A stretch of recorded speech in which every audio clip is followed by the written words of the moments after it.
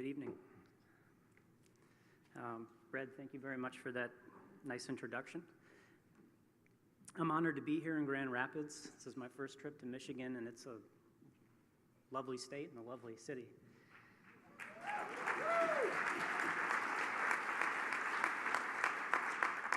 I'd just like to get a handful of thank yous out of the way first. I want to thank the Ford Foundation staff for organizing such a special evening and for your entire city's generosity and hospitality.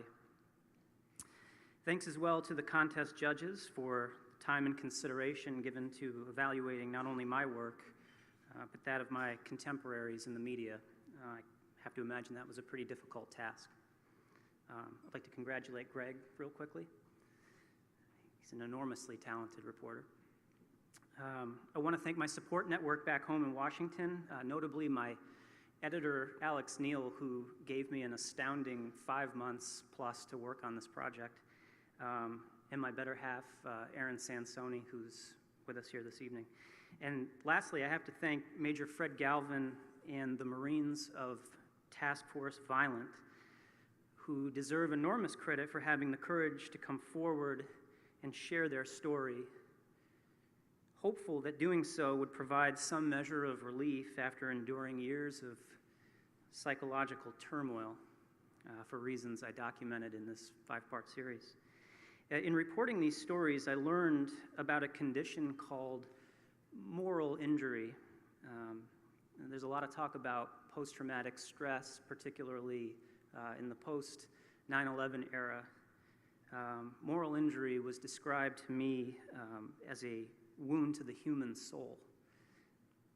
And the allegations for which Major Galvin and his Marines were nearly imprisoned stem from a coordinated suicide attack and complex ambush in Afghanistan.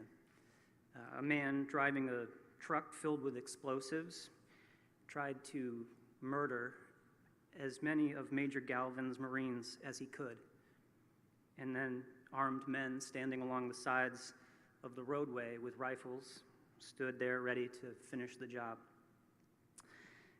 These are the scariest circumstances, I think, imaginable on this planet.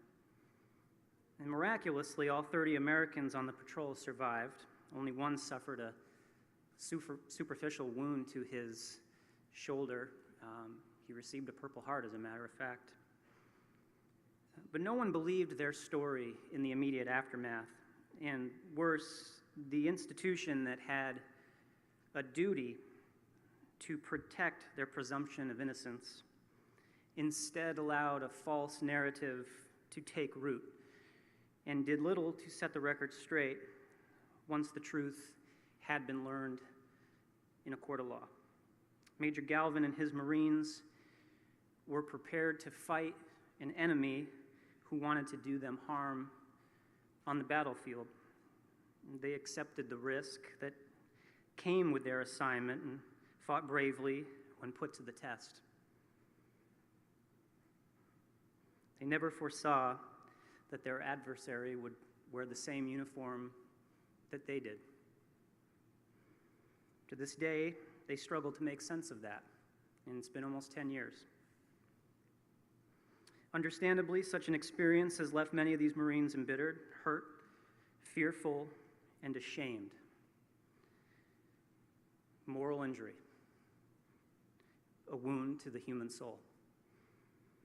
They were not perfect. Who among us is?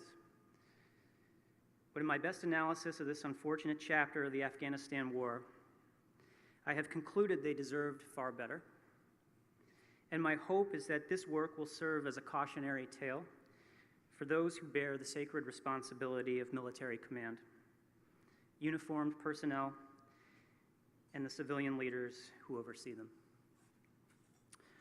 I want to thank you all very much, and in closing, just a reminder that tonight there are 10,000 American troops on the ground in Afghanistan and nearly 5,000 more in Iraq and Syria. Please keep them and their families in your thoughts. Thank you very much.